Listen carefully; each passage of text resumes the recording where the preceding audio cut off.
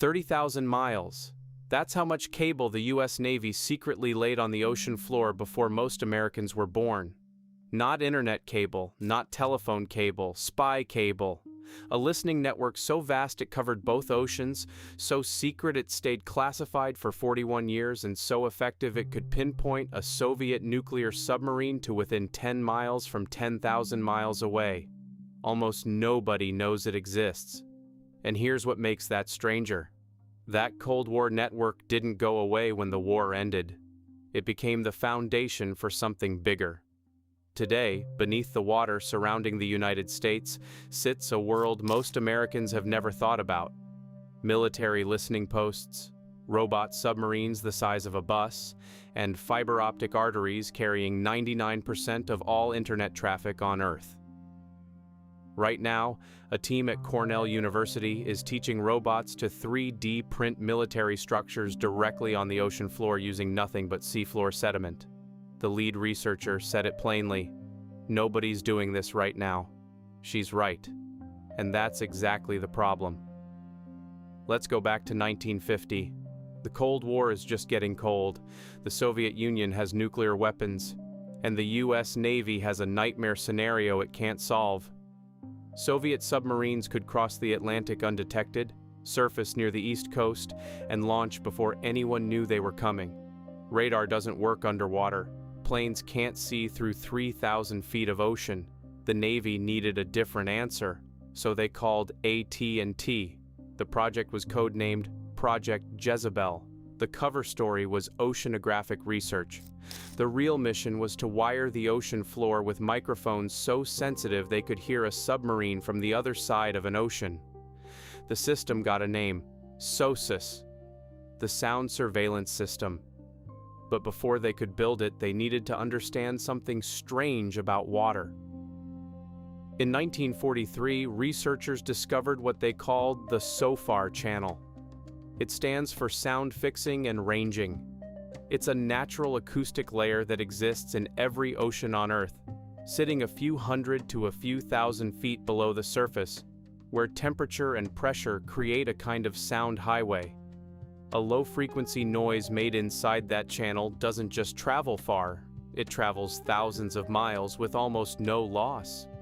Like whispering into a pipe that runs from New York to London. The Navy realized what that meant. If a Soviet submarine made noise inside the SOFAR channel, a microphone on the other side of the ocean could hear it. In January 1952, they tested the idea.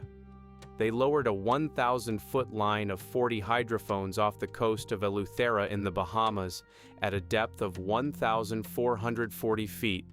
The results worked. The Navy ordered full deployment immediately. By 1954, arrays were going in along the East Coast, the West Coast, and Hawaii. The shore stations processing the data were disguised as naval facilities doing oceanographic research. The personnel working inside were told not to discuss their jobs. The whole thing was buried so deep in classification that even the name SOSUS was secret.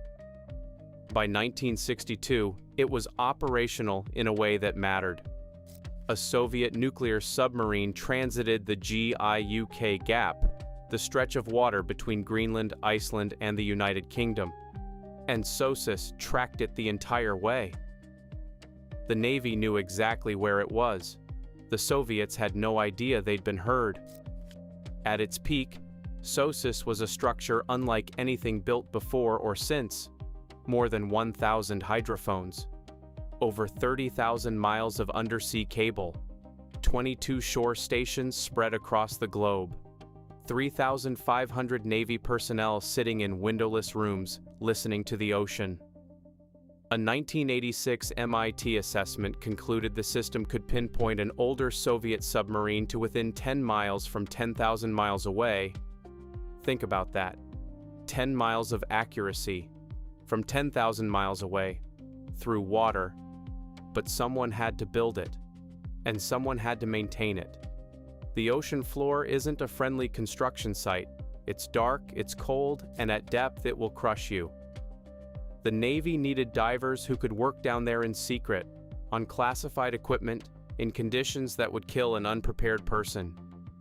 In 1974, they created the Underwater Construction Teams, UCT-1, homeported in Little Creek, Virginia, UCT-2, homeported in Port Hueneme, California.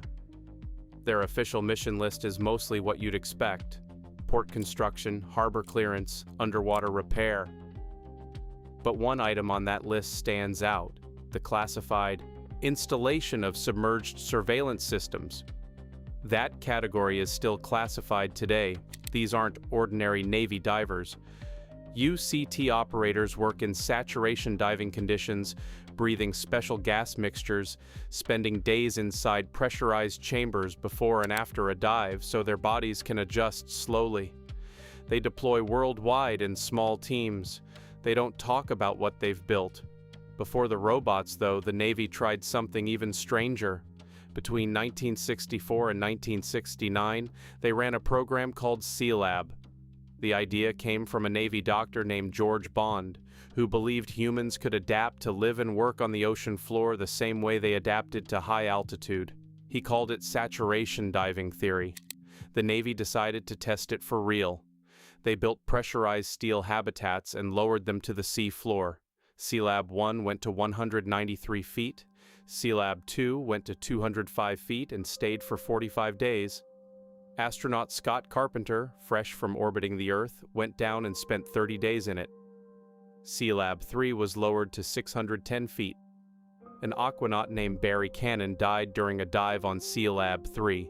The program was shut down. The Navy concluded that the ocean floor wasn't a place for humans to live. Not yet. Maybe not ever. The future, it turned out, was machines. When the Cold War ended, SOSUS was declassified in 1991.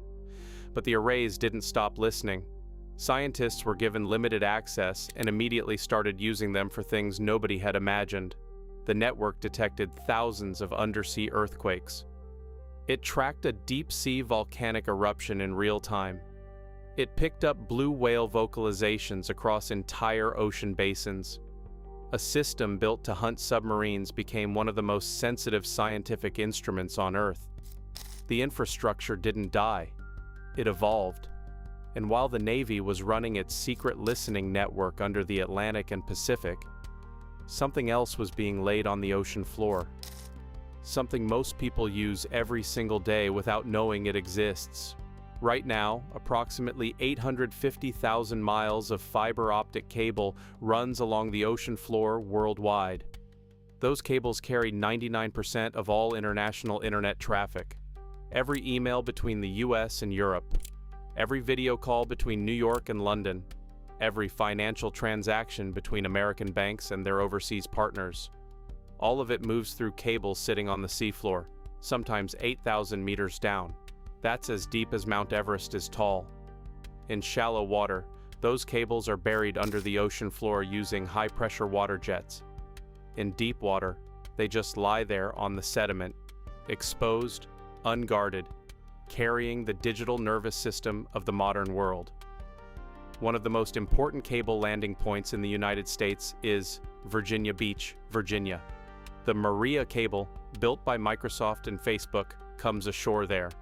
It runs 4,100 miles to Spain and can carry 160 terabits of data per second. Google's Dunant cable also lands at Virginia Beach, running to France, with a capacity of 250 terabits per second. Most Virginians have no idea their beach is one of the most strategically critical pieces of real estate on Earth. A University of Oregon analysis found that under severe sea level rise projections, more than 4,000 miles of fiber optic cable along U.S. coastlines could end up underwater by the early 2030s. The infrastructure that carries the internet is already on the ocean floor. The question is, how much more of it gets there by accident? But the Navy isn't waiting for accidents. It's building the next layer on purpose. The Boeing Orca XLUUV, 85 feet long, 85 tons. It runs on a hybrid electric system with a range of 6,500 nautical miles. No crew. One operator on shore. It can deploy mines, lay sonar arrays, conduct surveillance missions, and moor itself to the seabed for weeks at a time. waiting. It's larger than the first submarine the U.S. Navy ever commissioned.